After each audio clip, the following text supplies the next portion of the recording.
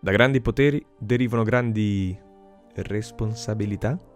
Ok, sì. Tra film e fumetto, Spider-Man si è consacrato da tempo come il supereroe, disposto a sacrificare qualsiasi cosa per proteggere New York. Eppure negli ultimi anni il videogioco ci ha mostrato un uomo ragno sotto una luce un po' diversa.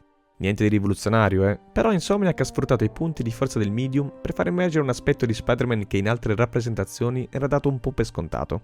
Il senso del dovere non è l'unica cosa che lega Peter Parker al suo alter ego. Ma allora, qual è il segreto di Spider-Man?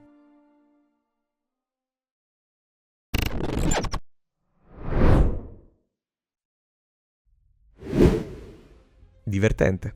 Essere Spider-Man è divertente. Partiamo da qui.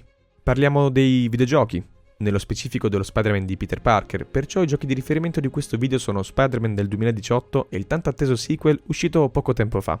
Anzi, per scrupolo vi avvisiamo che parleremo di un singolo dettaglio di trama di Spider-Man 2, se proprio lo volete chiamare spoiler, ma non è nulla che non si capisse giocando il primo titolo. Ah, e mostreremo anche qualche scena delle primissime ore di gameplay. Dicevamo, essere Spider-Man è divertente. Volteggiare tra i palazzi sparando ragnatele, combo killare nemici in scioltezza, prendere a schiaffi anche cattivi più grossi. Tutto questo, cazzo se è divertente. Fletto i muscoli e salto nel flow.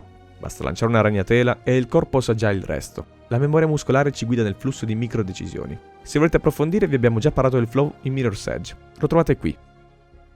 Ma ora torniamo a Spider-Man. Com'è possibile divertirsi così tanto se la città sta per essere costantemente inghiottita dal crimine? Se Peter Parker non ha un attimo di tempo per dormire, lavarsi, non può nemmeno pisciare perché noi abbiamo la foga di platinare il gioco e raccogliere tutti gli zanetti di Spidey. Sono stanco, capo.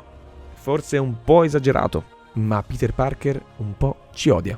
Odia noi, il giocatore, perché a differenza di molti giochi siamo due entità separate. Noi controlliamo Spider-Man, ma soprattutto Spider-Man controlla la vita di Peter Parker.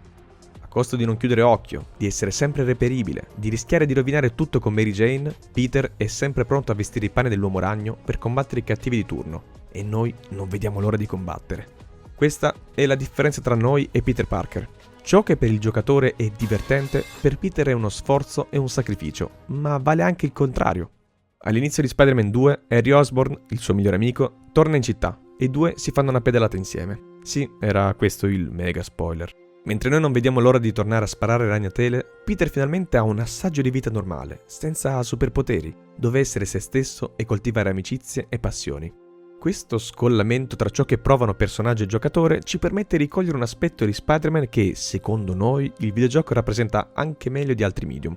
Detto in soldoni, non vedi Spider-Man lanciare una ragnatela, tu stesso premi un pulsante e gliela fai lanciare di persona. Non guardi una scena d'azione mozzafiato in CGI o una serie di tavole ben disegnate in cui Spider-Man fa il pieno di cazzotti al cattivo di turno. No, tu dici a Spider-Man esattamente che tipo di mazzate, quanto forte e con quali combo. Ed è l'interattività che ci fa immedesimare con l'uomo ragno dandoci quella sensazione viscerale, immediata, che è la stessa, per esempio, che Peter Parker prova in questa scena del primo film della trilogia di Raimi.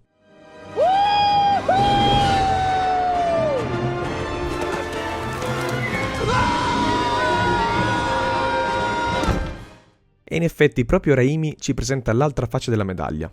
Da una parte il piacere, dall'altra il dovere. O per restare in tema, da grandi poteri derivano grandi responsabilità. Nei suoi film infatti è riuscito a rappresentare quanto sia difficile essere Spider-Man, il rischio che ogni giorno corrono le persone accanto a lui e l'equilibrio impossibile tra amore, amici, lavoro e superpoteri. Ma nonostante tutto, Peter trova sempre il modo di rialzarsi, di gestire la sua doppia vita e, perché no, anche di ridere nelle difficoltà. Insomma, il nostro amichevole Spider-Man di quartiere, con la battuta sempre pronta mentre fa il culo ai nemici. Non c'è dovere senza piacere, e quando siamo noi a muovere Spider-Man, il suo divertimento si mischia col nostro. Senza questa sintonia, il gioco sarebbe solo l'ennesimo action adventure eccellente dal punto di vista tecnico, ma privo d'anima. Che poi è un po' come togliere l'umorismo a Spider-Man. E rimarrebbe un supereroe eretto, ma pur sempre un picchiatore mascherato. Sì, insomma, rimarrebbe solo Batman. Se sei arrivato fin qui, grazie per averci seguito e giuro, non ce l'abbiamo con Batman.